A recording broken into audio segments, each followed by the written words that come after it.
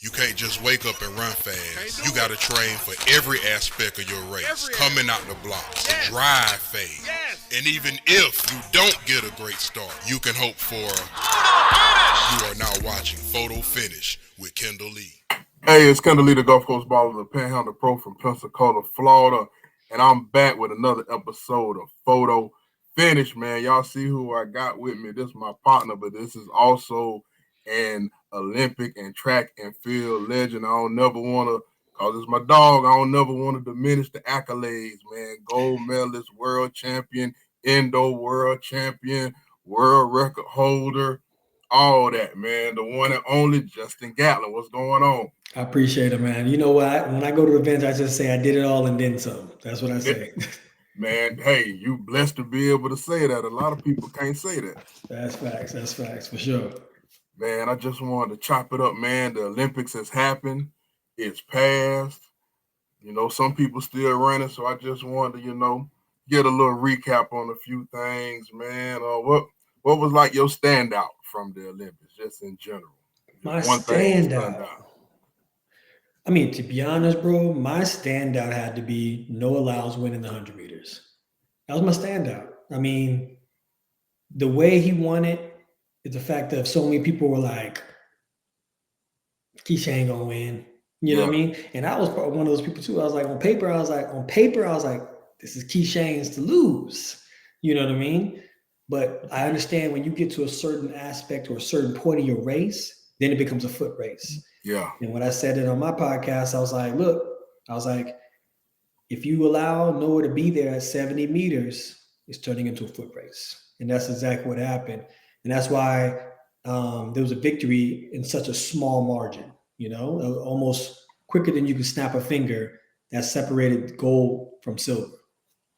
yeah, man. Noah been shout out to Noah Lyles. He been proving it. Cause I watch track, so I have to see consistency.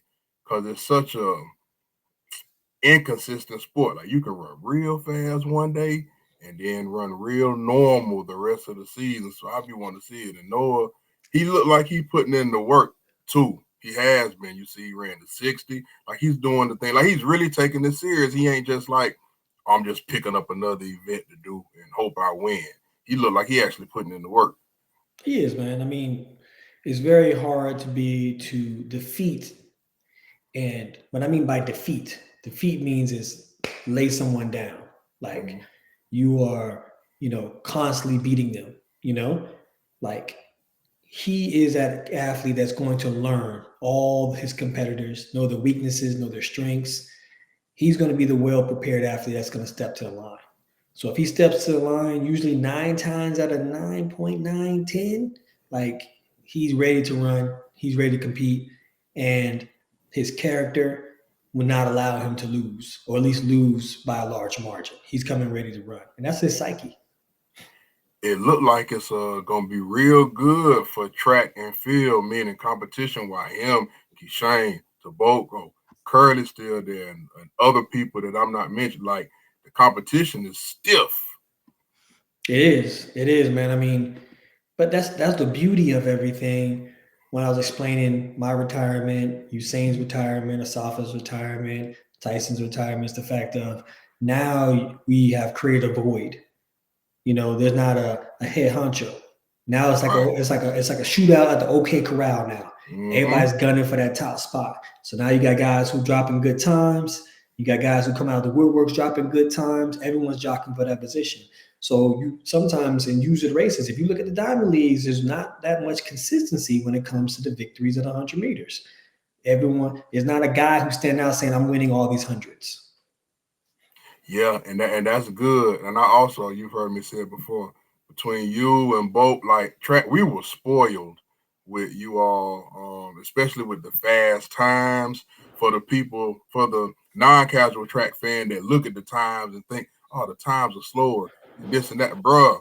Y'all were anomalies. That's not normal, man. 9.7s and 9.6s just every day of the week. It's not normal at all. And I think we were spoiled with that. The same way they say people were spoiled, like watch LeBron, you need to enjoy it. Like we were spoiled with y'all, man. Now it's like a hard reset. Like you say, it's a void. out there, and we just have to appreciate like the running that's going on. Yeah, I mean, you got to go back to the essence of competition, right? Now, we were spoiled, by our 9-7s, 6s, Usain's 5s. You know what I mean? Like you seen times that we just put down almost consistently. You know what I mean?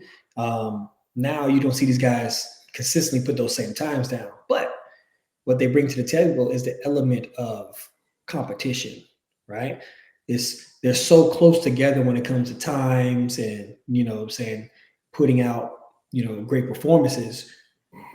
You take into consideration now we have to go back to what we enjoyed in the beginning, which was I just want to see you get down and get nitty gritty, race from light pole to light pole, go out there and try to beat your opponents. Whatever the time is, the time is. Let's just go out there and get that W. That's where they have to get back to and build from. Yeah. A standout for me, man. I've really been enjoying the girls for probably about the past, what seems like probably post-COVID. A good thing they announced this right after COVID. I don't think people knew we was gonna have like 4 or 5 medal years in a row. It was like Olympics, Worlds, Olympics, Worlds, and I don't think people are really appreciating that. But I've been enjoying the girls, man. I'm talking about the 1, the hurdles, the 2, the 4, the hurdles, all the relays, man. They really been showing up and showing out. Yeah, man. I mean, bro, I wish we had back-to-back championships like they do. That's a blessing. You realize like now, you know what I mean? You don't got to win Olympics and then another 4 years later try to win another Olympics, right? Like it was more condensed. Or you don't got to wait every 2 years for world championships. Now they're almost every year. So you have an athlete who looks to dominate a certain event. They can win each year and become a champion, and they're condensing their career.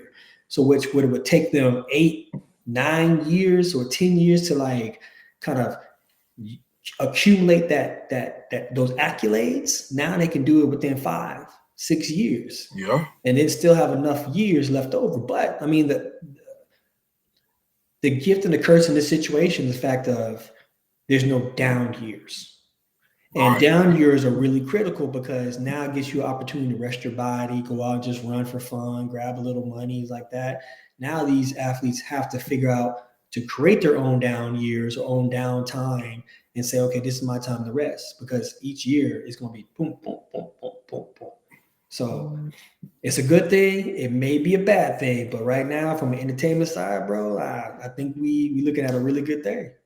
Man, let's talk about the entertainment side. A few years ago, I know you were big on this, and all the track runners were trying to get more visibility in track and field. That's been a push for like the past 4 or 5 years. I think it's increased, especially with the Olympics with Snoop.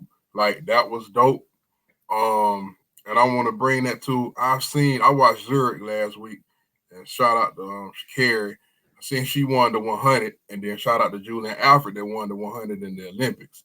And so when I watched that, it was like, man, Shakira got her back fade in the 100. And then you see people, I call them casual fans, they was like, yeah, but it wasn't the Olympics, though. I want you to share some clarity. I try to explain to people, bruh, yeah, it wasn't a medal event, but track and field is probably the only event, bruh, nobody's trying to lose. Like, it's nobody out there like, I don't care about this race because it's just, we're just in Nashville today. People are trying to win every time they line up, because you can't tell Nike, hey, don't worry about these meets, but wait till I get to the Olympics, though. Can you just put some clarity on how important it is to go out there and try to win every time you line up? I mean, yeah, it's important because you have contracts, obligations. You want to win bonuses, you know what I mean? And winning, at Diamond Leagues can get you a bonus in your contract that you have with your shoe company.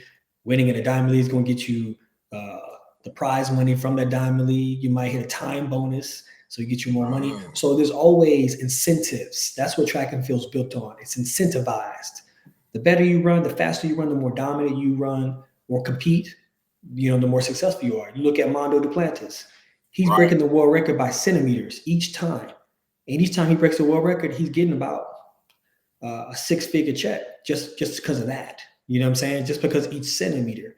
So he keeps going and going and going and going and going. And the only person else you see out there that does that is Sydney. You know what I mean? She broke the world record 6 times. You know, so and each time you do that, not only are you getting paid by your shoe company, you getting paid by World Athletics, you getting also a bonus from your federation, USLOC, the IOC.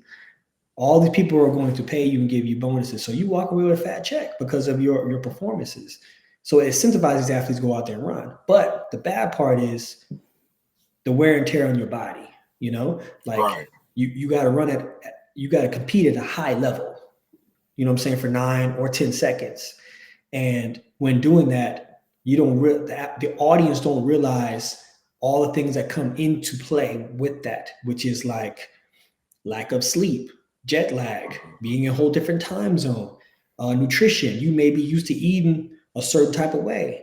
Now you get to a whole foreign country that don't have those same delicacies or don't have that same palate that you have to go out there and eat, So now you're trying to figure out rice and chicken, you know what I mean? So and we know how athletes are. You got to feel good to do good. Right. You know what I mean? And if you feel like you're being combated from different areas, then it's going to play with your mind. It's going to play with your body. You're not going to go out there and perform at a high level. So when you see these athletes going out there and running and diving to the line, also take in consideration, bro, like they tired. Long season. Look at Julian Alfred. She was the world indoor champion. That was in January. Look where she is now. You see what I'm saying? Like that is a very long season, So shouts out to those ladies, man. They, like you said, man, they've been putting together amazing events, races. They got that new Altos race that's coming out. So about the September 26th, I think. It's all women's race. You know For what I'm saying? real? What if it's a meet? Yeah, it's a meet. Serena Williams' husband, Alexis, is putting on the meet. So it's going to be in Icon Stadium in New York, I think around September 25th or 26th. Oh, wow, man. That's dope. Yeah. Okay, I want to, and I've been watching Julian Alfred since college. I just want to throw some names out there. I'm going to just call this little quick segment like how good is. I'm just going to go through a couple of people. I just want you to give me a short synopsis of what you think about them. And how good is Julian Alfred? Really good. Yeah, she has all the components of a prototype power sprinter. She's strong, she looks strong, she's powerful, she runs powerful. Her demeanor it never really changes. So she has a really good poker face, and she's gracious, you know what I'm saying, when she wins. And she got a little swag to her. So yeah, definitely. Shout out to Julie. And man, how good is Grant Holloway? Man, you know what? I've sat and talked to other legendary hurdlers, and I say, who's your favorite hurdler? Who's the best hurdler? They all say Grant. So I got to roll that one too. I mean, when you look at Grant's races, there's flaws in his races. Mm-hmm. But the thing is, his flaws are so minute compared to his opponents that he can get away with those little flaws. Very, very often, you might have a guy like Broadbell come along and say, I'm going to get you, over hurdle 8, 9, and 10. That's where his weaknesses are because Grant's so fast, he comes up on hurdles so fast. Mm-hmm. You know what I mean? So when you have individuals like that who really can't be touched even through their flawed races, that's greatness. How good is Camacho Quinn?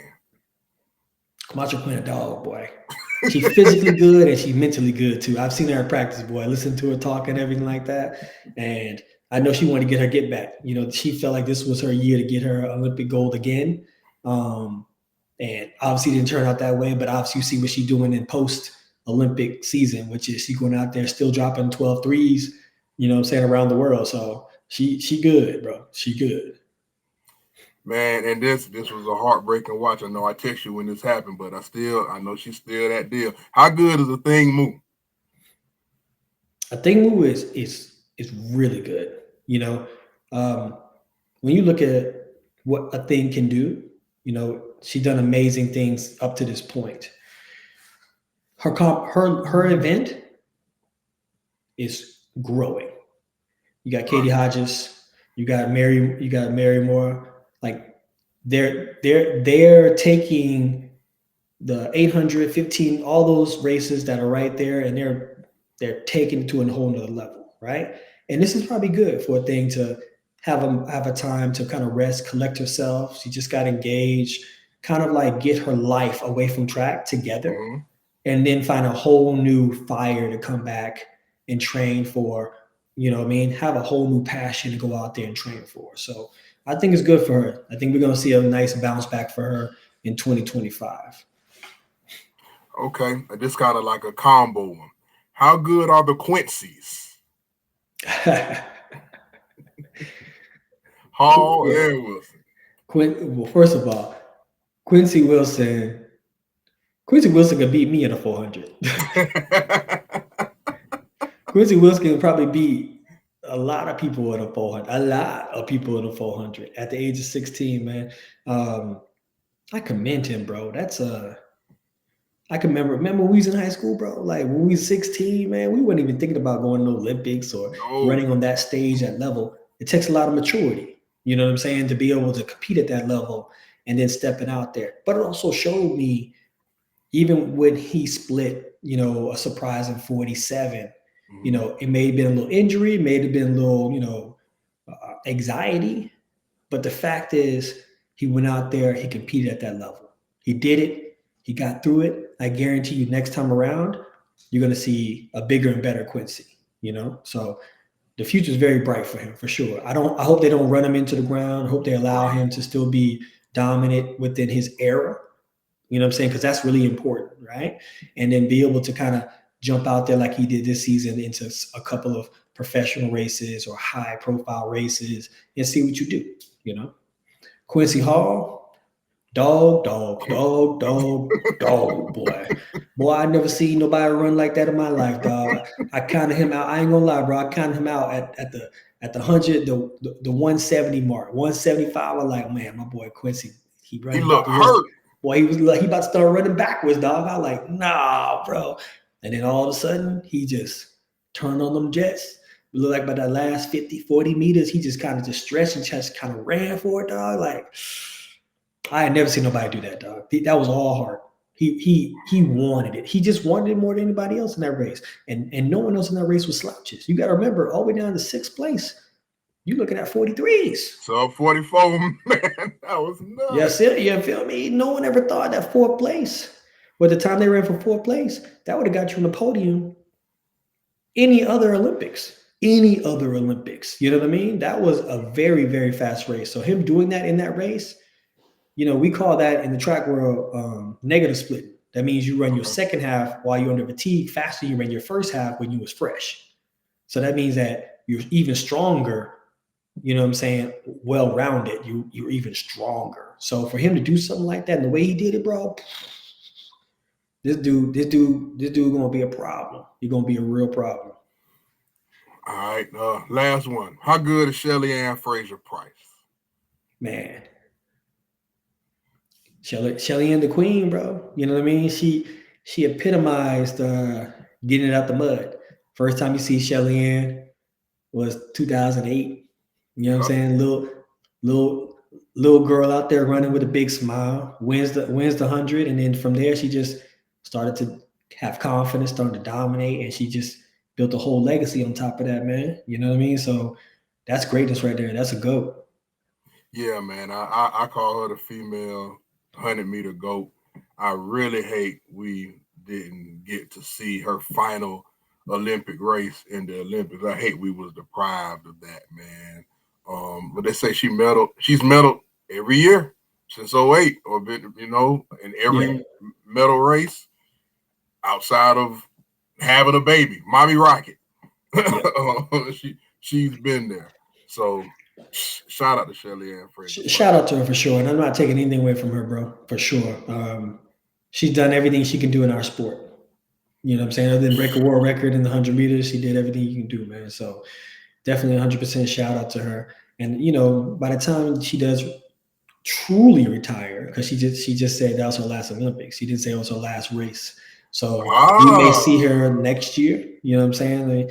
and she may have that revenge tour, that last one. What's the odds of that, man? Because she might feel, like you say, a revenge tour. She might feel away the competitor in her. What's the odds we see her for one more season for World? All right. Well, if I'm Shelly Ann and I'm watching how the Olympics unfold, and I didn't get a chance to run the finals, right? And I sit back and I watch the finals run, and I see 1072 come across the screen to win. She knows she can run that. She was already in 10-8 shape when she first stepped out. She stepped out mad late into the season and still ran 10. She dropped into those 10-8s. And the fact is, if she can do that, that means if she has a season where she can get herself back together, I don't see why she's not running 10-7 high, 10-7 low. She knows for her, it's about the opportunity. Mm-hmm. If I get the opportunity and you let me have a lane that's open, I'm running as fast as I can to the finish line to get first. So if she has an opportunity going to next year, I don't think, if they went out there and ran 1054 or 1059 or something like that, then, you may be going out there like, man, I never ran that before. That's something I have to really focus and dial in and try to evolve myself this late in my career. But now that she looks and sees, okay, that moment to win the gold isn't bigger than me. I've been there before. So I think that would give her confidence to say, I can do this again. Yeah, because they ran, what Shakira won? 1084. They was running 10.8s in Zurich last week. Exactly. Yeah. Yeah. So, hey, man, what you got coming up? You was letting me, can we got some breaking news or something that you got going on in track and field? Can you let us know? Oh, man. I got breaking news that I'm actually, well, first of all, I'd like to say that go out there, got my book out. So Ready, Set, Go, the podcast, Ready, Set, Go, the book. It's basically my memoirs. Each chapter talks about my life, my journey, and but also at the end of each chapter it gives you modalities. You know what I'm saying? How to be able to navigate through negativity, how to navigate through tough times, but also how to be able to stay a champion and win in big moments too. So check it out when you get a chance. Bestseller on Amazon, Barnes and Nobles. We're coming out with the ebook soon for the people who are on the go who just need to listen. And we got hard covers too. So y'all check it out, man. I really appreciate it. You know what I mean? I'm trying to help change what the sport looks like and show everyone that they have a persona that they can use, and the world wants to see what you got going on too. So that's one thing I got going on in the book, man. I do speaking engagements. I'm on a speaking tour right now. Okay. I'm about to leave out tomorrow to go do a speaking tour right then. And then, man, I guess this is like fresh news, man. I mean, I'm actually going to be the commissioner of a track league that's coming out that we're working on right now. It's a team concept. So it's not just individuals going out there and running. It's like if I run for Team New York and then you run for Team Florida, right? Okay. So, and then you have 10 other guys and females on your team. I have 10 other athletes on my team as well. And we're competing, you know what I'm saying, in strategic races, the 1s, the 2s, the 4s, jumps, things like that. So we all score points, just almost like club or how we did in high school, bro. But we make it in and bringing it to the professional level. So people can kind of understand the concept a little easier than watching individuals go out there and run. It looks like a circus sometimes. And when is that going to launch, you think? Well, we're revamping it now. So I'll keep you posted on what we're doing. We're trying to make sure that we get a nice, good rollout in 2025. So, but I'll let you know, bro. You know what it is, man. But people that's running track or that's unattached, no contract, postgraduate from college, this is the place for them. This is the place for them. 100%. That's the place for them. So the North American Track League, the NATFL, the North American Track League, do your research, check it out. We're revamping a lot right now, right? So we're doing a lot of things and we got sponsors already behind us. We're looking for certified tracks to be able to hold our meets. We're putting everything together right now. So we're doing it for the athletes who just need that extra opportunity. Those guys out there who are running 10 1s, 10 O's, and they just need that little bit extra opportunity. And for the simple fact, because, we're trying to show there's other money in our sport, man. Right. The upper echelons are making the money. They're doing very good, great job. But the ones that can come and just need that extra opportunity and extra little cash from the pocket, that's what we're doing right here, man. You have more people who won't be successful in track and field than will be successful in track and field. The numbers are against us. It always has been against us. Only one can win the gold medal. Everyone else is essentially losers. You know what I mean? So at the end of the day, we're trying to make sure everyone has an opportunity to make this a living and a lifestyle for themselves. Okay. That's what's up, man. Before we get out of here, I always have a video or a picture or something I want to ask you about. I was thinking you brought her up earlier. I want to say in real time in 2012, when you posted on Instagram or maybe the store, I don't even know if they had stores then. I think the picture was an ice bath. I couldn't find that picture, but I got this picture, man. I want you to tell me about this picture. Tell me about meeting Serena. I don't know. I'm pretty sure you met her before. Was this your first time meeting her? What was the relationship and the team camaraderie like over there in London? And just tell me about Serena Williams.